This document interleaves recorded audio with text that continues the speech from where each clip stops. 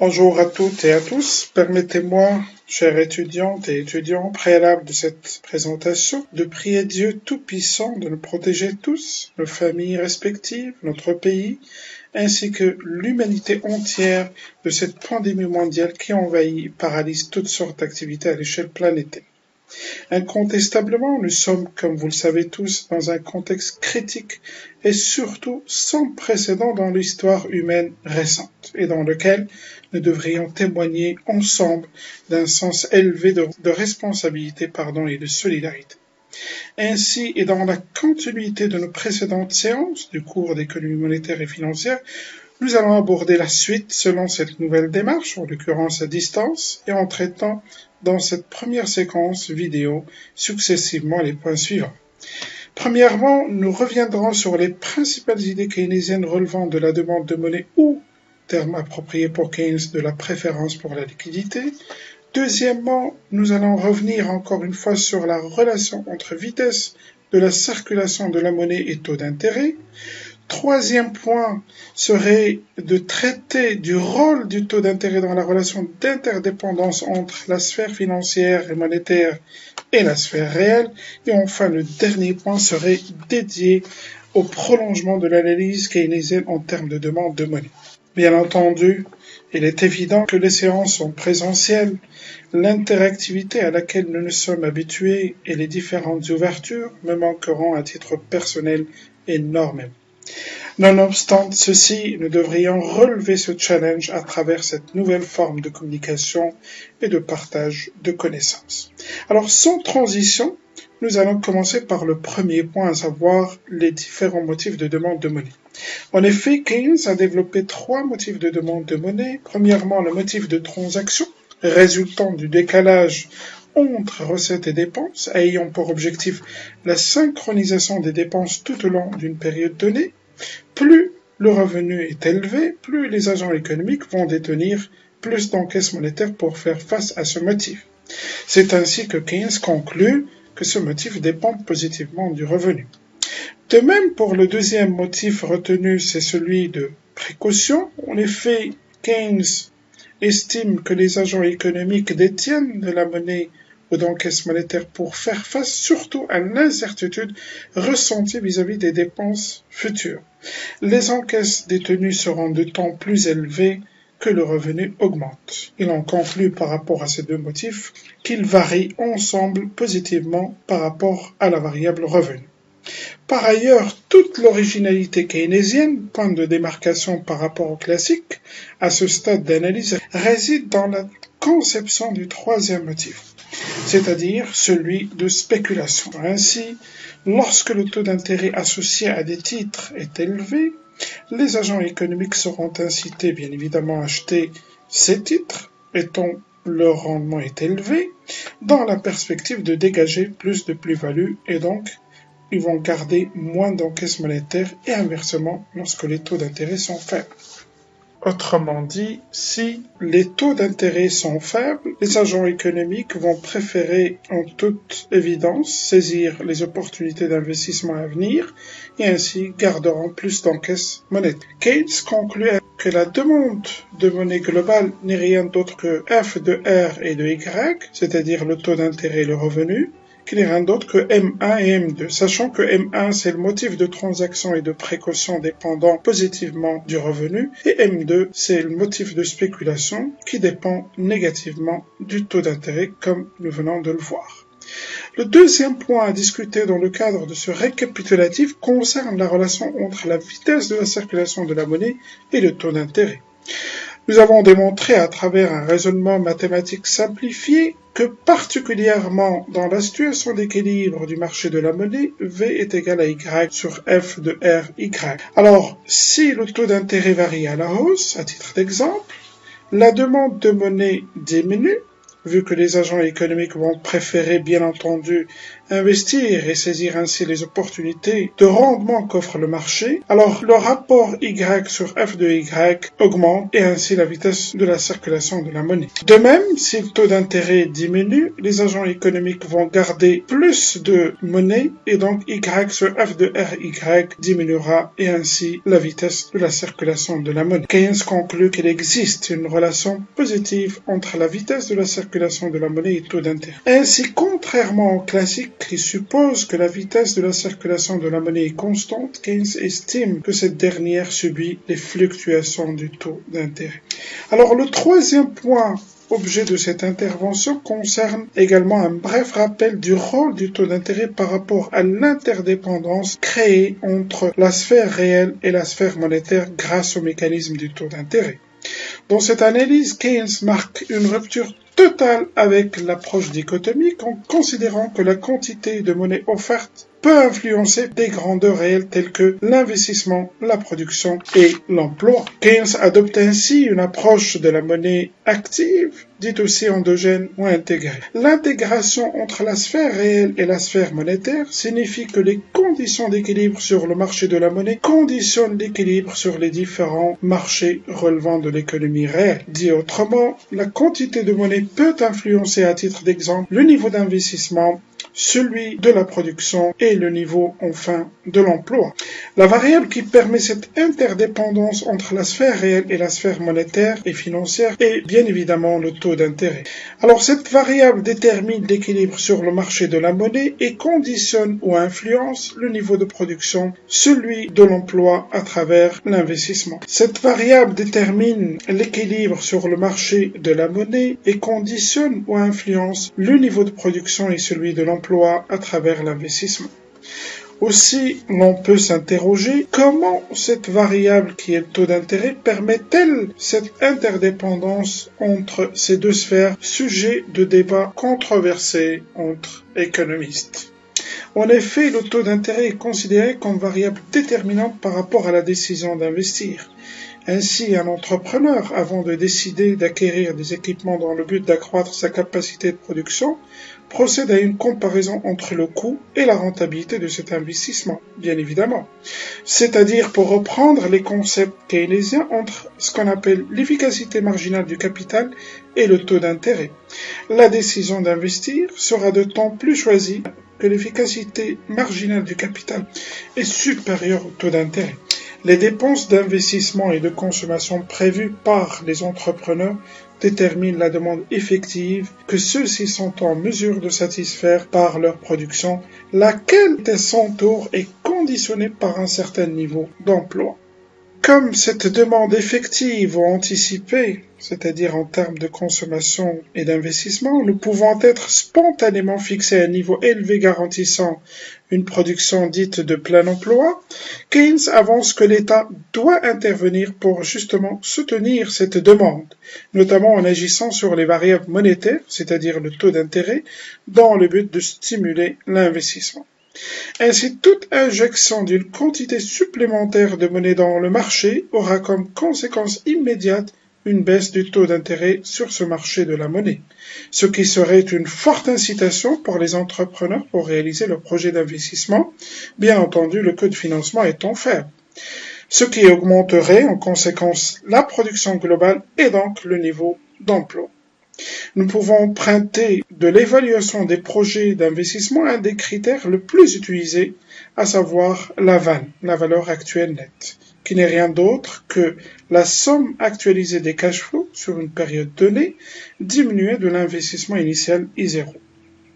Il est évident que plus le taux d'intérêt est faible, plus les cash flows actualisés seront importants et le projet sera plus rentable ou faisable par rapport à un taux d'intérêt plus élevé. Pour illustrer cette interdépendance et comme nous l'avons déjà discuté lors des séances précédentes, nous prenons l'exemple du marché de l'emploi. Ainsi, dans le cadre de la vision classique du marché de l'emploi, les facteurs de production sont utilisés à leur niveau optimal, les entrepreneurs maximisent ainsi leurs profits une fois que la condition microéconomique, c'est-à-dire coût marginal égale recette marginale, est vérifiée. Ainsi, ce niveau-là correspond à un équilibre sur le marché de l'emploi, c'est le point 1 sur le graphe. Pour les classiques, c'est un équilibre de plein emploi auquel correspond bien entendu une production dite aussi de plein emploi, c'est Y étoile sur le graphe. La seule et unique catégorie de chômage qui subsiste sur ce marché, c'est le chômage volontaire pour les classiques. C'est la zone en flèche horizontale. Cette catégorie de chômage souhaite intégrer le marché de l'emploi si les conditions actuelles en termes de salaire s'améliorent. Voyons à présent la vision keynésienne du marché de l'emploi. Alors Keynes part du principe que les conditions de marché ne sont pas optimales, ainsi en critiquant le concept même du marché de travail, il avance que le niveau d'emploi d'équilibre n'est pas déterminé directement par la confrontation de l'offre et de la demande sur ce marché.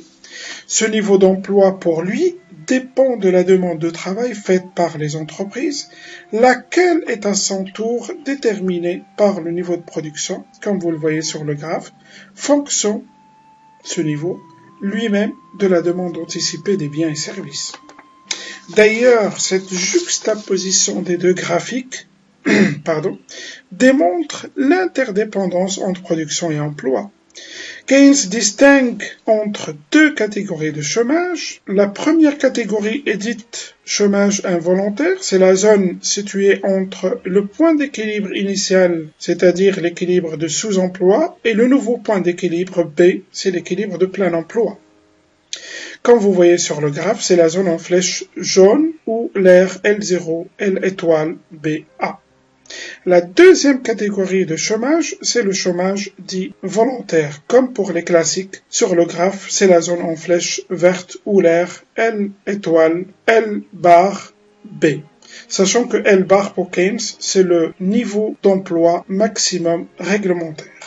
Ainsi, Keynes préconise l'intervention de l'État pour stimuler la demande effective, c'est-à-dire la consommation et l'investissement.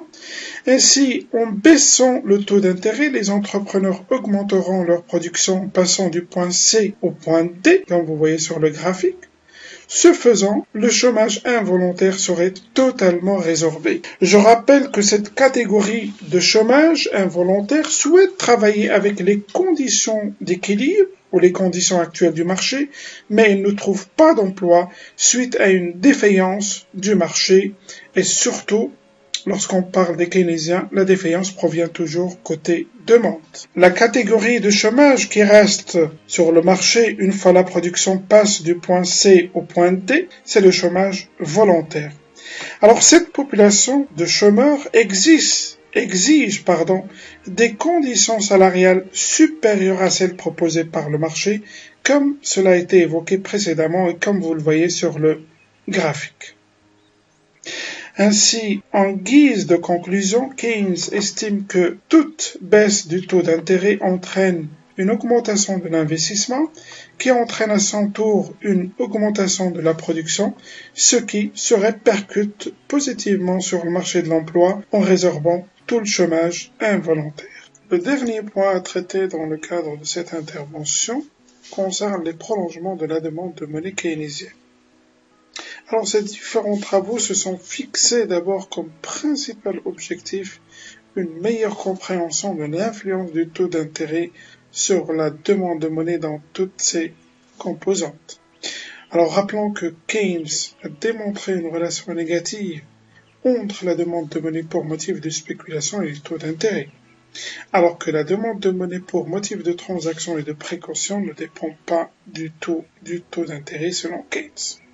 C'est ainsi que William Baumol et James Tobin ont essayé de trouver une relation entre cette demande de monnaie pour motif de transaction et de précaution, et le taux d'intérêt d'autre part. C'est ainsi que dans les années 50, William Baumol et James Tobin ont développé un modèle de demande de monnaie où les encaisses monétaires détenues pour motif de transaction et de précaution sont influencées par le taux d'intérêt.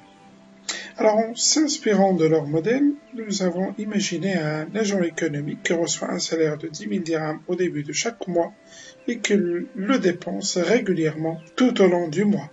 Donc, à chaque mois, l'agent reçoit son salaire sous forme liquide qu'il le dépense régulièrement durant tout le mois et ce processus se renouvelle chaque mois. Nous pouvons supposer par rapport à cet exemple que l'encaisse moyenne de cet agent économique est de 5 000 dirhams, puisqu'il reçoit son salaire de 10 000 dirhams au premier jour du mois et qu'il le dépense totalement à la fin du dernier jour du même mois. L'agent économique pense ainsi qu'il peut mieux rentabiliser son salaire en achetant des titres pour la somme qu'il ne va pas dépenser, c'est-à-dire la deuxième quinzaine du mois. Imaginons ici que cet agent économique divise son revenu sur 2 périodes, c'est-à-dire 2 quinzaines. Alors, William Baumel et James Tobin ont démontré que cet agent économique peut investir la somme correspondant à la deuxième quinzaine pendant la première quinzaine du mois et ainsi dégager des plus-values. L'opération ainsi peut être poursuivie en imaginant dans un troisième exemple que cet agent économique répartit son revenu sur 4 semaines du mois. Donc selon William Baumel et James Tobin, cet agent économique peut rentabiliser le revenu revenant ou relevant des 3 dernières semaines pendant la première semaine, et ainsi de suite. Donc l'idée générale ici, c'est lorsque le taux d'intérêt est élevé, par conséquent la rentabilité des titres est importante, l'agent économique sera incité à détenir plus de titres et moins d'argent liquide. Inversement, si le taux d'intérêt est faible, l'agent préférera certainement détenir plus de liquide que de titres. Alors, la conclusion de cette analyse de Baumel et Tobin est la suivante. À mesure que le taux d'intérêt augmente, le montant désiré des encaisses de transactions diminue. Par conséquent, il existe ainsi une relation négative entre le taux d'intérêt et la demande de monnaie pour motif, que ce soit de transaction ou de précaution. Par ailleurs, James Tobin a critiqué dans le cadre de ses travaux de recherche en théorie de portefeuille la notion d'encaisse de spéculation telle que conçue par les keynésiens et a précisé qu'elle peut dépendre non seulement du rendement associé au titre, mais aussi de la notion de risque. Face à l'incertitude par rapport à l'avenir, l'agent investisseur doit prendre en considération aussi bien la notion du risque que celle du rendement. Les agents économiques vont ainsi détenir en permanence une partie de leur portefeuille sous forme monétaire, puisque par définition, c'est l'actif le moins risqué qui existe, et en même temps, on ne détiendra jamais la totalité de son portefeuille sous forme uniquement monétaire. La base de la théorie du portefeuille de James Tobin à retenir est que les agents économiques vont essayer de constituer leur portefeuille avec à la fois des actifs monétaires et des actifs non monétaires, car ils vont essayer à s'assurer systématiquement contre les risques. Ainsi s'achève cette première séquence vidéo. Je vous remercie de votre attention et je vous dis à très bientôt.